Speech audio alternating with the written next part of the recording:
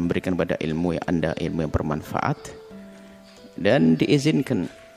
Tapi syaratnya doakan saya, mintakan ampun kepada Allah, kepada saya, nanti saya izinkan untuk mengambil ilmu-ilmu tersebut. Semoga sambung hati antara kita di dunia dan di akhirat. Baik, adapun masalah riba, memang disebutkan diantaranya adalah yang menghalalkan riba itu keluar dari iman, sebab-sebab kemurtatan kalau tidak salah atau apa itu ada. Karena kitab Sulam Taufik itu silap atau indah, muqaddimahnya itu adalah ringkasan dari Al-I'lam ya, biqawatil Islamnya Ibnu Hajar Al-Haytami tentang bagaimana kita mengetahui kemurtatan. Kalau tidak salah diantaranya adalah riba. Harus meyakini riba itu adalah haram. Yang menghalalkan riba keluar dari iman. Cuman rinciannya ini perlu ilmu khusus. Riba ada bermacam-macam. Ada riba qard, riba utang piutang yang selama ini masyhur di dunia perbankan adalah meminjamkan kemudian kembalinya lebih, itu riba qard. Riba qard. Ini sudah jelas ini riba qard.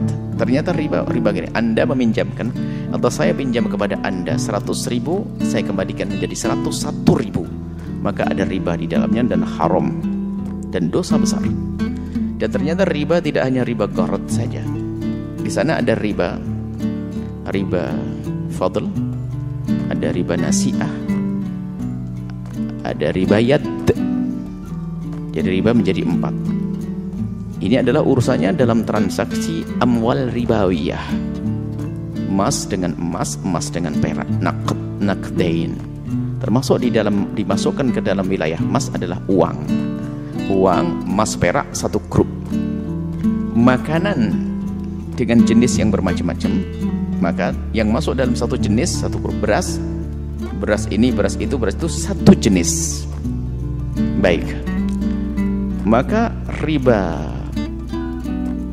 fadl itu dosa besar, jangan dilanggar. Makanya riba itu tidak harus selalu ada yang dirugikan. Riba tidak harus ada yang dirugikan. Yang jelas riba itu melanggar. Saya nggak rugi, saya rela. Bukan urusan dirimu rela. Sekarang banyak orang rela masuk neraka kok. Bukan ukurannya ukuran manusia, ukurannya syariat.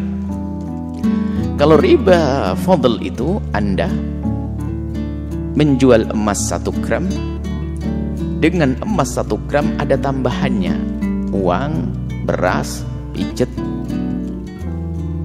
pokoknya ada kelebihannya, fadl. Atau emas 1 gram Anda tukar dengan emas 1,1 gram. Jadi Anda jual beli emas dengan emas ada kelebihannya. Tapi kalau emas dengan perak bebas. Harus beda dong, masa emas 1 gram dengan perak 1 gram nggak nyambung. Dalam hal ini dimasukkan rupiah. Kalau Anda di bulan menjelang hari raya ini Anda menukar uang 100.000 dengan 90.000, ada riba fadl di sini, nggak boleh. Menukar di sini maknanya transaksi seperti jual beli. Jadi nggak boleh menukar uang. Karena kita pengen uang receh mau dibagi-bagi 100-an ribu. Ada orang menjualnya isinya 90.000, dia motong 10.000, haram. Agar halal bagaimana? Ya jual jasa saja. Ini uang 100.000, Anda beri saya 100.000, jasanya saja mana? Jasa. Bilang begitu, jangan langsung motong begitu menjadi tukaran 90.000 jadi 100.000, riba fadl. Kemudian ada namanya riba yad. Riba yad itu adalah riba fadl juga dalam dunia makanan. Beras 1 kilo, beras bagus 1 kilo dijual, ditukar dengan beras kurang bagus 1,5 kilo. Secara hitung-hitungan tidak dirugikan. Yang punya beras 1,5 kilo menginginkan beras yang baik. Misalnya ada orang kampung nanam padi bagus-bagus berasnya, tetangganya orang kaya lagi punya beras jelek. Yang fakir itu sayang makan beras bagus, ngomong sama tetangga, Pak, kamu punya beras? Oh ada, tapi nggak bagus amat, tuker aja doh, yuk. Berapa hitungannya? 1 kilo milik saya, 1 kilo milik bapak. Berasmu apa? Beras bagus, beras. Jadi 1 kilo ditukar 2 kilo. Riba fadl, nggak sah. Tapi gimana caranya? Saya kan pengen makan beras enak, orang kaya ini. Kemudian si fakirnya ngomong, saya pengen makannya itu babar. Babar itu adalah bisa jadi banyak. Bagaimana?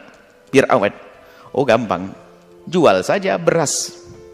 Beras bagusmu jual kepada orang kaya. Setelah dia ngasih duit, kau beli saja kepada orang kaya. Nggak ada masalah. Jalan ada kok. Jangan merasa susah-susah aman deh dalam hidup. Kalau sudah syariat, patuhi nanti aman. Itu namanya riba fadl. Ada riba namanya riba yat. Jual beli emas. Emas dengan uang disebut sebagai sama-sama naqd. Jika ada pertanyaan kemarin yang mempermasalahkan, sudah dijelaskan. Sama-sama naqd. Artinya, kalau emas dengan emas, emas dengan perak, emas dengan uang itu dalam bertransaksi tidak boleh kredit, tidak boleh ada yang tertunda. Artinya di samping akadnya adalah kontan dan serah terimanya harus. Saya memberikan uang, Anda memberikan emas Anda. Kalau ada yang tertunda maka riba yat. Yatnya tangannya nggak saling menyerahkan, itu menjadi riba. Padahal nggak ada yang dirugikan. Tapi urusannya patuh kepada syariat. Contoh, Anda orang kaya lagi jalan-jalan ke pasar.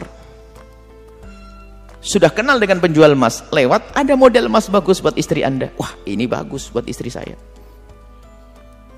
Akhirnya ngomong, Pak, saya beli ini. Oh, nggak apa-apa, Pak. Duitnya besok ya. Oh, Pak, tenang. Oh, sudah saling kenal kok.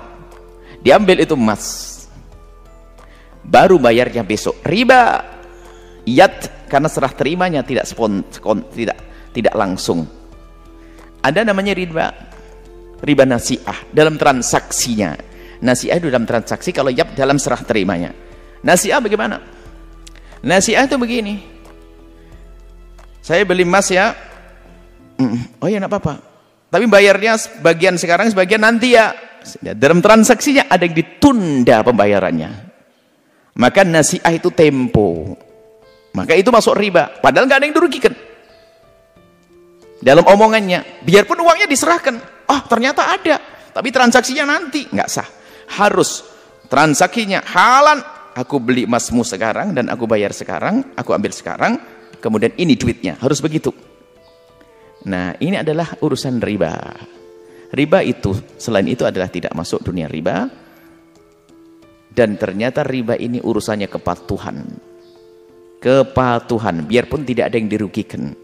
Biarpun hanya kecil 0,5%, riba gharar tetap haram. Bahkan bukan saja uang, misalnya aku meminjamkan uang kepada Anda, saya minjamkan uang kepada Anda 100.000, kembalikan 100.000 plus pijit. Pijitnya riba kok, melanggar Allah. Pijit kan ada nilainya 20.000, 30.000 kan begitu. Jadi seperti itu ya. Kul gardin jara naf'an fahuwa riba. Jadi riba ada 4 tadi. Semoga Allah menjauhkan kita dari riba, memberi kepatuhan kepada riba. Ada rinciannya nanti lebih lagi ada. Ini gambarnya. Kalau di salam taufik memang tidak dirinci itu, hanya beberapa hal yang harus kita itu patuh kepada syariat. Riba adalah haram, yang menghalalkan riba keluar dari iman. Kayak orang di luar Islam waktu itu mengatakan innamal bai'u mithlul riba. Jual beli itu kayak riba. Apa sih bedanya? Kok riba jadi haram? Kan jual beli cari untung, riba cari untung. Kenapa dibeda-bedakan? Makanya mempermasalahkan urusan riba ini kayak orang tadi itu. Orang Yahudi yang mengingkari itu, innamal bai'u mithlul riba. Umat Islam tuh aneh. Jual beli kan kayak riba, boleh jual beli, riba nggak boleh. Riba kan cari untung, jual beli cari untung lah ini. Kalau ada orang mempermasalahkan riba-riba begini, khawatir dia golongan orang semacam itu. Sudah patuhi selagi dikatakan oleh syariat haram, jangan. Ya sudah, termasuk kredit emas, nggak mendesak, nggak mati orang nggak kredit emas. Maka jangan dipaksa dengan kredit emas. Sudah selesai. Kredit emas kan berarti pembayarannya nanti, emasnya diambil duluan. Tapi saya pengen nabung dulu, transaksinya nanti. Boleh saya nabung, kalau sudah ketemu duit beli emas baru, transaksinya nanti. Pertama nabung, belum transaksi, bukan kredit. Bayar dulu, bukan bayar, ngumpulin duit dulu. Ada cara, bentuknya mirip. Akadnya saya yang dirubah. Saya bayar dulu, bukan membeli. Barangnya kok Pak, saya titipkan. Bisa diatur, emasnya dititipkan ke saya nabung dulu. Kalau sudah cukup nanti baru kita membuat transaksi saat itu. Nanti. Bisa kok caranya. Sebetulnya makanya ini ujian. Ujian bagi ahli iman khususnya. Kalau nggak patuh ya bahaya urusan keimanan. Jadi andang riba nggak ada yang dirugikan, nggak ada. Ini saja. Semoga Allah menjadikan kita hamba yang patuh kepada syariat. Dijauhkan dari riba dengan bermacam